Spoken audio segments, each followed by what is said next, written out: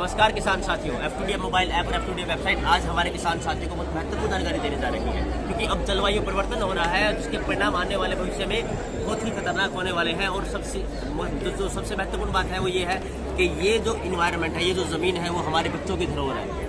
तो आज हम पूसा के जो इंस्टीट्यूट वहाँ पे आए हुए हैं और हमारे साथ मौजूद है डॉक्टर नरेश जी, जो यहाँ पे साइंटिस्ट है। तो नरेश जी थोड़ा एक बार बताइएगा कि अभी जो मौसम में परिवर्तन हो रहा है उसके क्या कारण है और कितना खतरनाक हो सकता है और क्या समाधान हो सकता है, उसके बारे में बताइए एक बार विस्तार से। देखिए, अगर बहुत पहले से देखा गया तो जी 1900 में जी हमारा टेम्परेचर और हमारा CO2 लेवल इतना नहीं था, अभी हाँ। जितना है।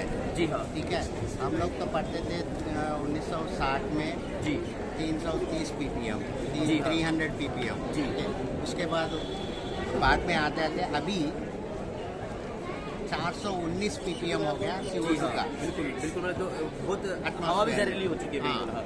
उसके साथ साथ आगे आपका मीथेन जी और ये जो नाइट्रस ऑक्साइड, ये सब जी। कहाँ से आ रहा है? एक तो हम लोग बाइनिंग करते हैं जी और ये बिजली जो उत्पादन होता है, बिजली का उत्पादन भी आपका कोल के वजह से जी हाँ।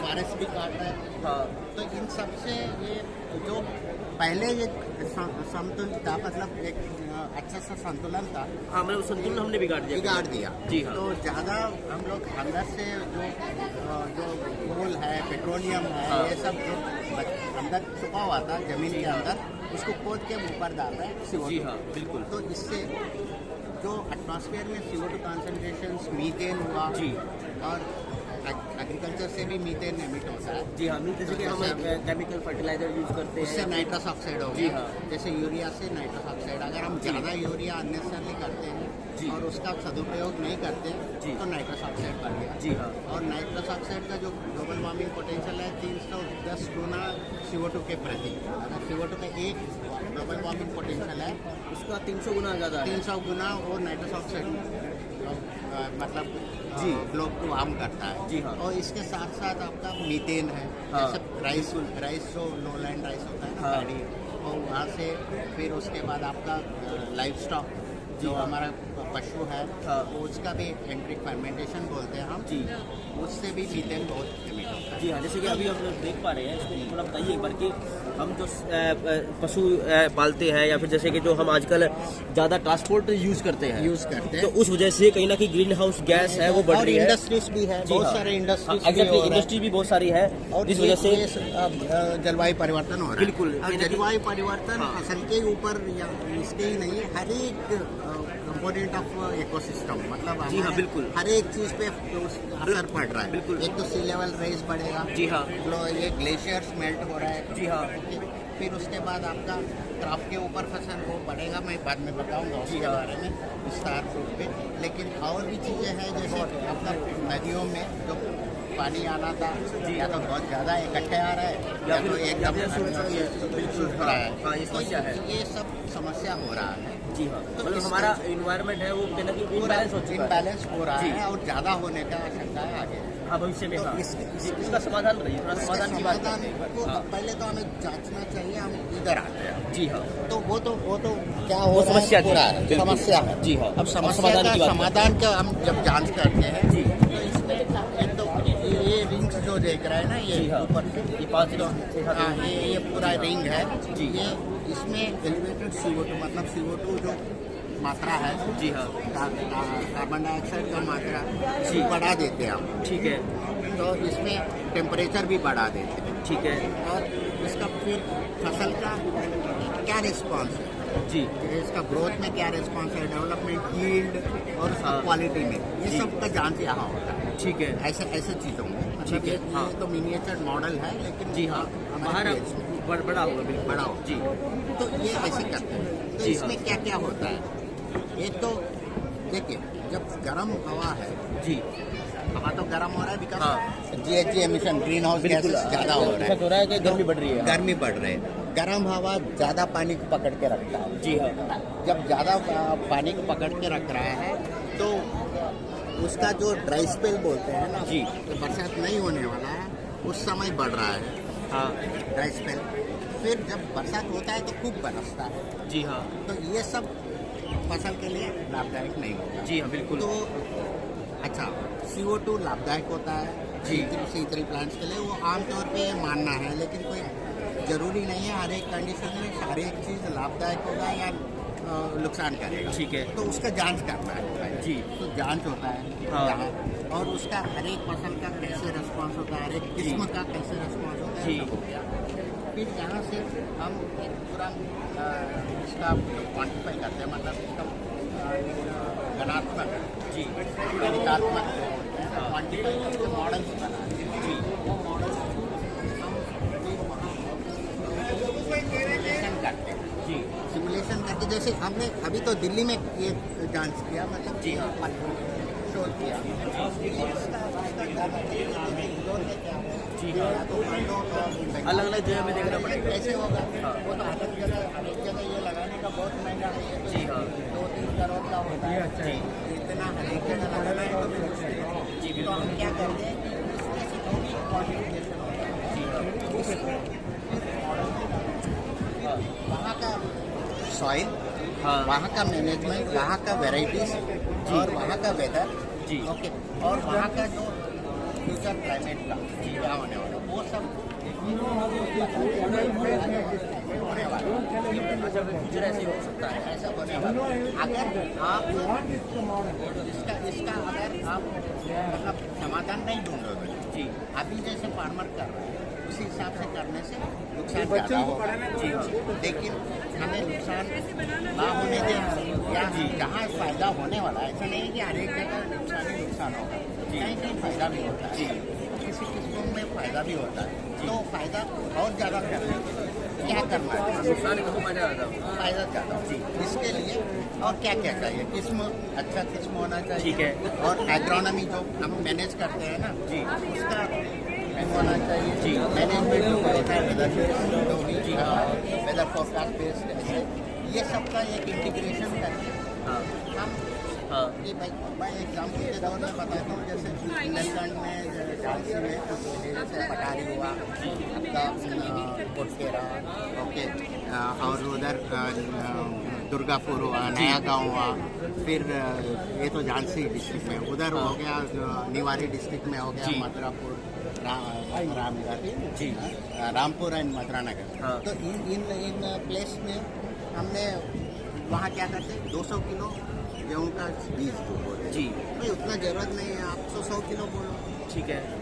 तो पहले जब 100 किलो का हमने दिखाया, तो जब जर्मिनेट होता है, हाँ। छोटा रहता है, तो ये जो 200 किलो वाला है बड़ा लग रहा है, हाँ। 100 किलो में आपको ज़्यादा ये नहीं लगता।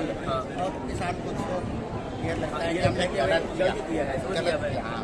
लेकिन ऐसा नहीं, कुछ लोग उसमें फिर वो जोत किए, फिर या तो फिर ज़्यादा डाल देते हैं, ये भी होता है। लेकिन जब उनको कुछ लोग ये होते हैं नहीं देखते हैं, इतना ही देखते हैं जी। हम एक किसान नहीं ना, हम तो जैसे 15-20 किसान पहले साल में, फिर उसके बाद अभी तो हम तो गाँव में कम से कम 100 के ऊपर जी हाँ। लेकिन पहले जब जाते हैं चैलेंज होता है कि वो जल्दी अब लोग समझाना सबसे पहली बात है। हाँ। सरपंच हो गए। और वो क्या करते हैं कि हम जैसे बोले लोग तो मान लिया जी और उसमें बहुत लोगों ने आपने गलत किया है कि इसको नहीं करना चाहिए, लेकिन बोलते हैं चलो यार देख लीजिए। हाँ, एक्सपेरिमेंट पूरा करें। हाँ, वो जब देख लिया कि ये अच्छा पैदावार हो रहा है, जी और लोग भी देखते हैं, उनको समझ में आता है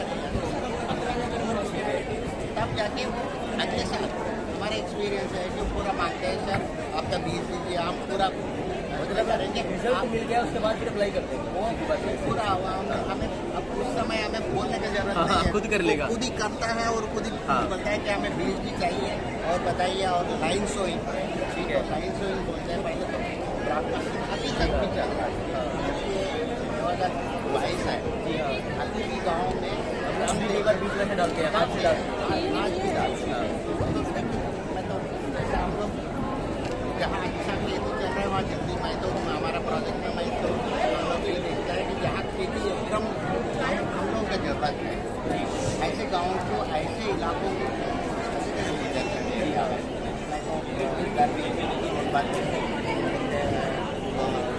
मिर्जापुर है, ऐसे बहुत सारा प्लेसेस है जहाँ आप लोग जाते हैं जी।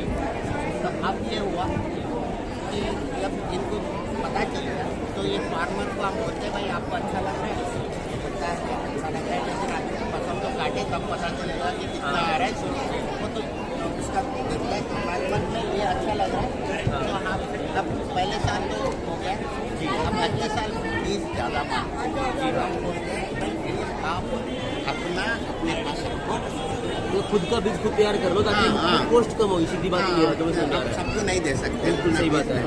फिर अपने पास ये रखो और अपने लिए यूज करो और लोगों को भी देते रहो। जी हाँ, आप बिल्कुल कैसे सही दे बात रहो है। आपके आपस की बात, जी हाँ, बिल्कुल। उसमें हमारा कोई रोल नहीं। फिर कुछ फार्मर ऐसे भी किया, 3-4 फार्मर मिलके अच्छा सा बीज बेच भी दिया और जी कोई मतलब जैसे दान मतलब ये बेचते हैं जी तो उसमें उनको मिलता है हमारे 3 लाख रुपए मिला था जी। कोई बीज उसी को बीज और ग्रेडिंग करके बीज करके भेजा है, 9 लाख मिल गए। जी हाँ, बिल्कुल। मतलब कहना कि कोशिश किया एक तरह से इसने थोड़ा सा मार्केटिंग में आया और बिजनेसमैन बन गया, सीधी बात है। आपने तो आदमी को बिजनेसमैन बना दिया, किसान को बिजनेसमैन बना दिया। 3 लोग ऐसे किया जी। तो हर एक जगह ऐसे नहीं हो पाता है, लेकिन करते हैं लोग। जैसे जी। करने में भी हम जैसे उन लोग को बताते ऐसे ऐसे कर सकते हैं जी। अब अपना अपना सुविधा अपना हाँ। अपना कितना पैसा दे सकते हैं जी और मतलब उनकी उस खेती में क्या लगा सकते हैं उसी हिसाब से हम बीज देते हैं। हाँ। और ये भी नहीं है कि ज़्यादा पैसा लगाने वाला कोई तकनीक तुरंत नहीं बनाते, जी। जो बीज देते वो हम तो फ्री में देते बिल्कुल। हैं। मतलब मुझे सबसे मुख्य बात समझ नहीं आई कि जैसे अभी इन्वायरमेंट बदल रहा है तो कैसे कैसे किसान साथियों को खेती बाड़ी में क्या क्या परिवर्तन करना चाहिए।